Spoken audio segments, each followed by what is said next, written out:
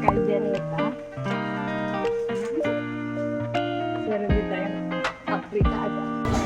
Ano ba yan?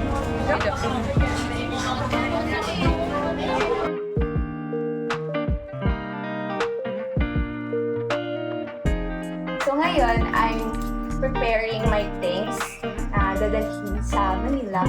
And I want to share it with you guys kung ano ba yung mga dadalhin ko pa Manila. So I have here, of course, my clothes. So nakatikip na siya. Lalagay ko na lang sa bag. Kakaplansya ko lang.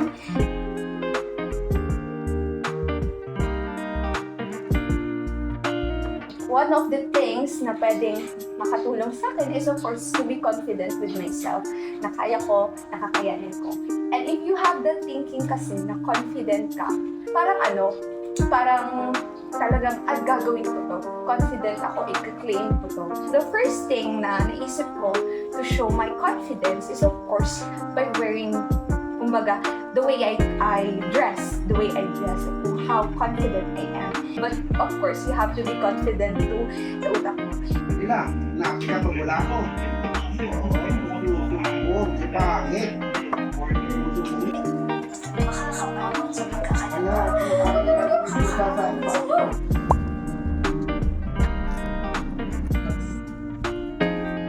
Basta talaga. Mukha mo din. Ang laki ng mukha ko dyan. Hindi mo naman ilagay. Ang laki ng mukha ko dyan. Doon mo ilagay. Perfect. Go. Hindi. Mukha mo naman doon. Baka halbay na yun. Mama, amin mo to. Mabango to. Tapos nahilo ka diba? Wala nang doon. Huwag niyong akong iiwan.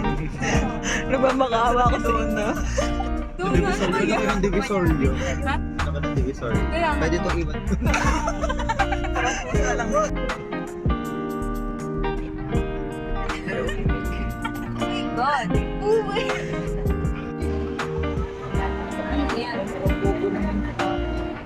Bakit wala pa? How do you feel? I don't see you.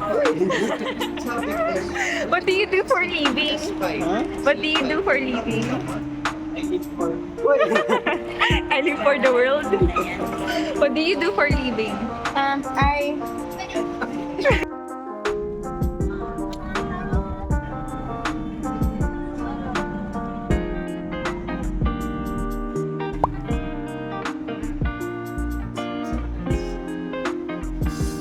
Excited ka na ba mag-review? Bakit? Wala ba excited mag-review dito?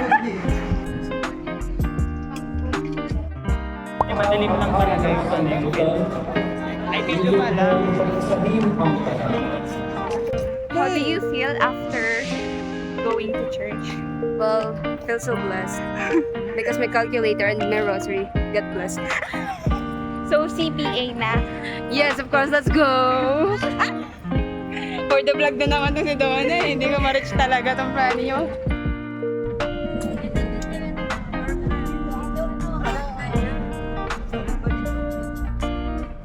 Bilhin ko lang naman kasi patsara.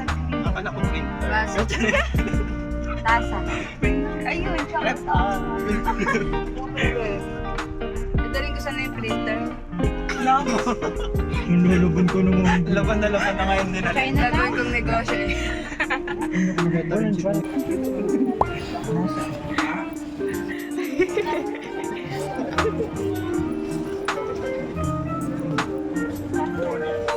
Merong electric? Magkano? Ha? 280? Ngiti ka, Ram. Ngiti ka na. Oo nga. Dali, ngiti ka. Diyan ka. Diyan ka na. Eh, welcome. Pagka-cards. Eh, gito palang dito. Kita siya, tapos kita din ako sa vlog. Diba? Pero ganun din siguro ang pera. Maganda pagkakuha ko. Chisen. Base pa. Thank you na Tony.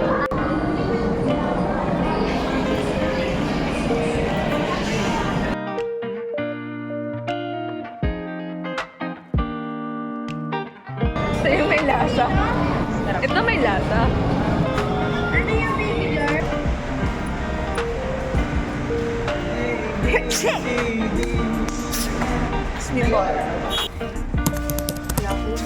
Paano ba tayo mag-i-invest nito? So ngayon po, nandito na kami sa tour.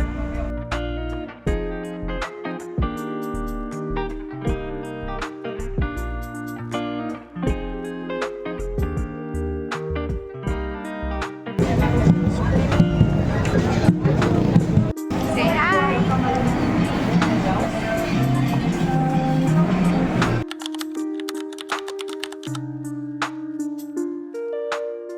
How's your first day here? Whew, so expensive. About kaya pa ba? Yeah. Nox? Excited ka na mag-review? Ha? Ano? Yung mga seryoso namang sagot, di ba ka excited na pumunta kayo? Sige. Sige. Honest to it. May ano daw ba? Ikaw, yung totoo, excited ka? Dito. Yes. New World. Hindi ko rin alam kung bakit ako nag-unli. Sabi lang mahal doon ang aking phone.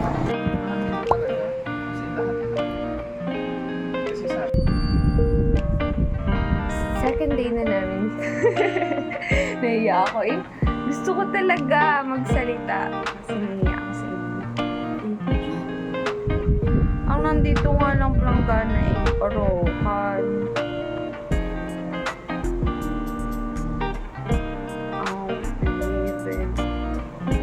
Hi! Now we are here on second day. Sabi ko mag-video ako everyday, like pag-gising, mga ganun. Kaso wala, nalilimutan ko kasi hindi naman talaga ako sanay na mag-video. Pero dahil nga gusto kong i-share yung journey ko, so yun, naalala ko lang mag-video. Tapos ngayon, nandito kami, tatlo ulit kami nandito. Si Jam, si Luis at ako. Kasi yung iba namin kasama is nag-grocery. And right now, na-order kami sa online ng mga appliances na pwede namin gamitin dito. Tulad ng mga dish rack, electric stove, para medyo less din yung expenses namin tulad sa food. Diba nakatulog ka na lang? Pagtulog mo meron.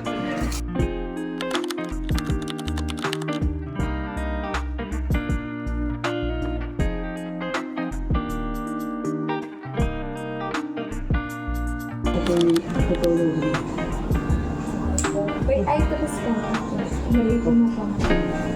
Hindi mo pa ba yun ako? Hindi po.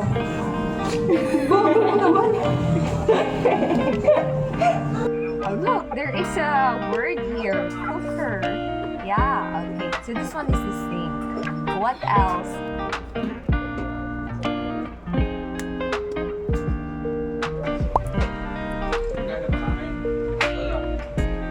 Third day na po namin dito sa Manila. Ano masasabi mo ngayon na naninirahin ka na sa Manila? Wala. Parang galbi naman sa Quezon. Kumusta pa ang budget? 1,000 na lang. Kamban pa. Yun lang kuya. Maganda daw ang turo ng MAS sa amin. Ay, first time natin, di ba? First time natin. Dito lang po ba? Hindi ko alam, baka didiretso. Hindi ko alam. Hindi ko alam kung saan. Nag-picture pa kasi tayo. Diretso na lang tayo. Parang na tayo sa Nasakay po kami ngayon ng tren and first sumakay ng tren.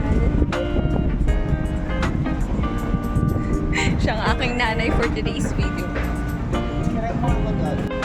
Ito mga first time. Nag-post ko ba? Picture. Ano ba ang mga ruta ng tren na to? Alabang. Baklaran. Alabang, Baklaran, Laon-Laon. Ito laon-laan. Kung kailan malapit na, pabalik na lang. Picturean mo ako paparating na. Ay, nakakairita naman ito. Ayan ang tren. NR nga talaga. Nasakay na us. Video nga to! Hindi nga malapit. Ayan na. Ay, Magpipicture ka ba? Huwag yung pag kami naiwan dito, sinasabi ko talaga.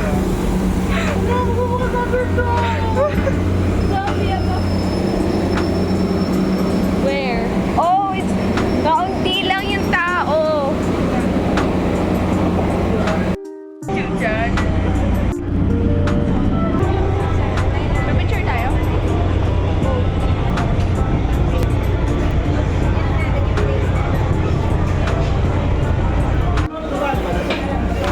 Hey! Isa naman nung biglang may humawak sa'yo. Sugar daddy na ako. Biglang Nasabi ko sa'yo, ito ng pabango na binigay. Di ba sorry na to? Ayun na, ayun na tayo. Oh yeah. I remember. Oh, tingin nga. Tingin nga. Oh, magmaganda, magmaganda. Paano yung magmaganda? Mga banong-banong. Probinsyana eh.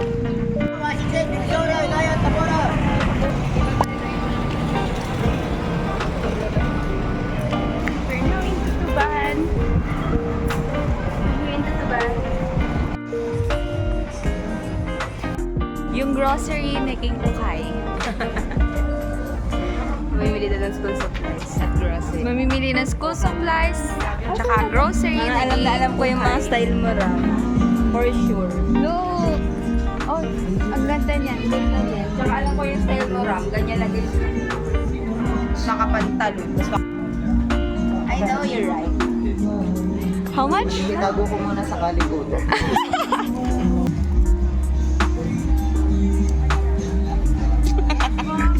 Ikaw din gumanong ka din. Hindi ko pa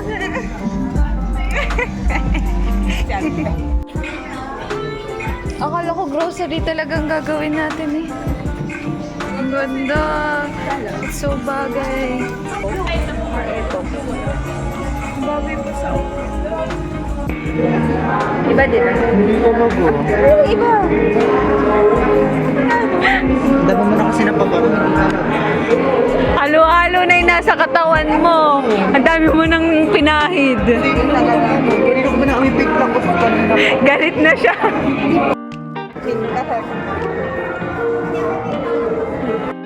Hi, now we are going to eat here in Tutuban. Hindi pa kami tapos mamili.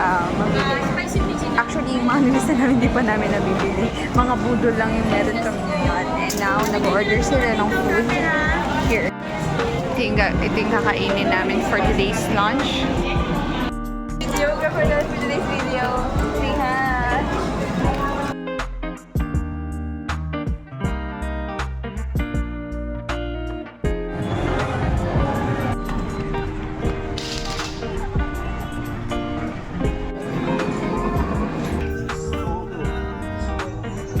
We're going on a trip.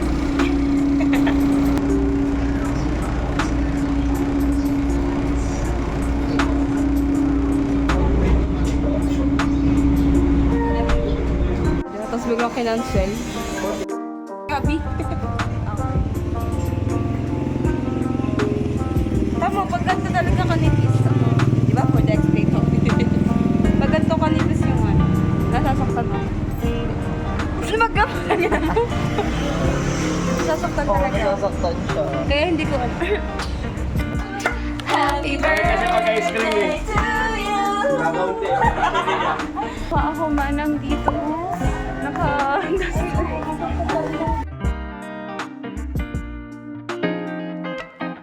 Damn!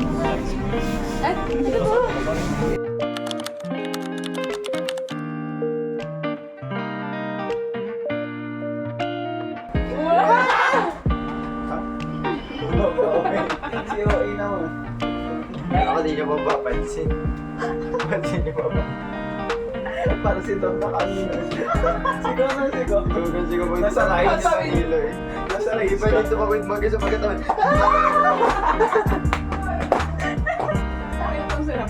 Kakain ako eh. Ito na lang tayo. Makapakwa na pumasok sa ilo. Unbox kami ng camel. And right now, solo ako sa aming dorm kasi sila ay nabili ng tubig and then yung iba may pasok. Kasi ngayon, hindi pa namin review. Ang start talaga ng pasok namin is sa Monday, December 4. So, itong week na to is halos nandito lang kami sa dorm o kaya paglalabas kami, like pupunta kami sa Divisoria to buy some things. Saka yung may cooking show diyan. At least hindi sa nakinig. In your arms that September. Diba ka? Ay, parang against the light siya.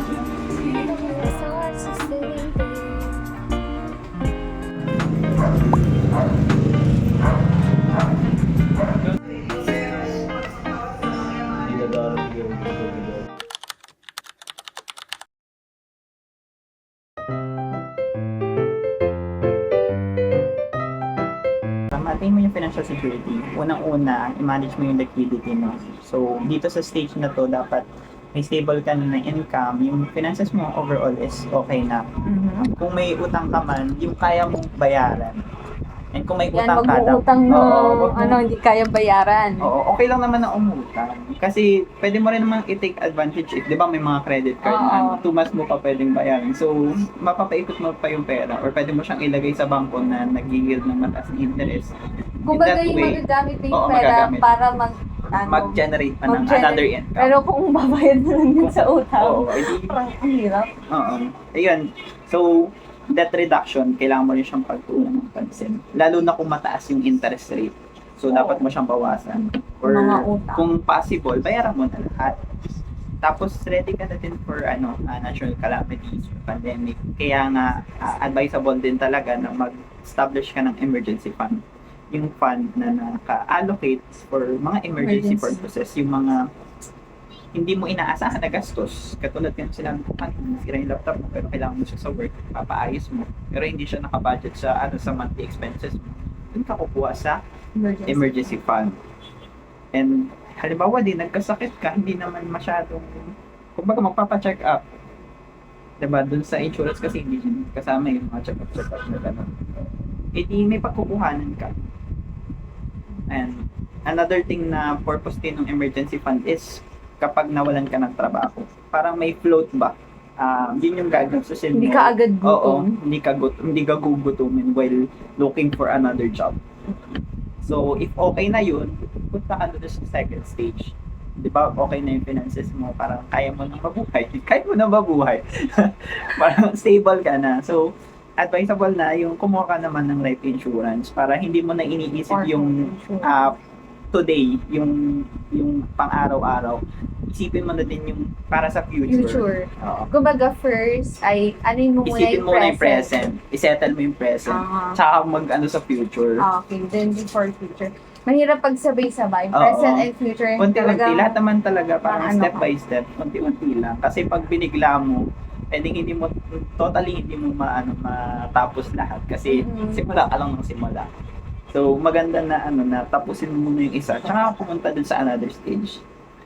And dun sa pangalawang stage is protect. Para saan naman? Siyempre, para protektahan ka and your finances actually from expenses katulad ng kapag nagkasakit ka, kapag na-aksidente ka, kapag na-disable ka, or worse, mamatay ka na hindi naasahan. Diba? Sure thing naman na mamamatay tayo, hindi lang natin alam kung kailan. So, better na prepared ka para... talaga Oh, sure thing. Bakit? Immortal ka? Kung immortal ka, hindi bagay sa insurance, hindi mo na kailangan. Pero, alam naman natin na mamamatay tayo in the future. Pero hindi natin nga alam kung kailan siya mangyayari. Same as accident, di ba? Kahit naglalakad ka lang dyan, nabagsakan ka ng debris, di ba? Nang galing sa building. Hindi natin alam. Kaya maganda na prepared ka para doon. Next, kapag naka-update ka na ng insurance, next na tayo dun sa pangalawang stage, accumulate.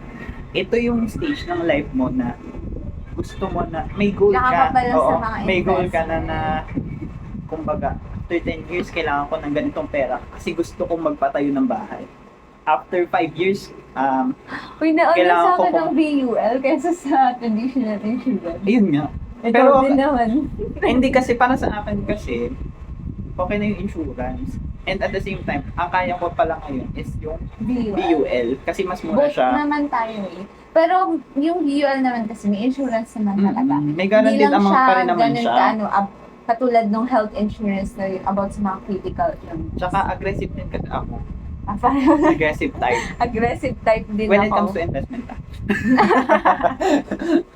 So, yan. Gusto mo makapagpatay ng bahay after 10 years or gusto mo mag-ipon for car, for travel. Mhm. So, yun yung mga goal mo. Kaya tinatanong ko talaga yung goals before magsimula yung yung financial planning. Kasi para alam natin na ay, kailangan mo ng fund para dito. So, mag-ipon tayo. Hindi naman siya parang hindi mo naman dinideprive yung sarili mo. Kaya ka nga nagtatrabaho.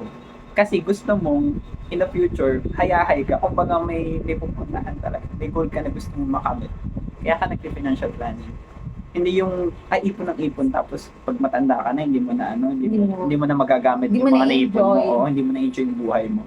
So, kung mas may gusto kang gawin, sabihin mo din para yung ginagawa mo may direction.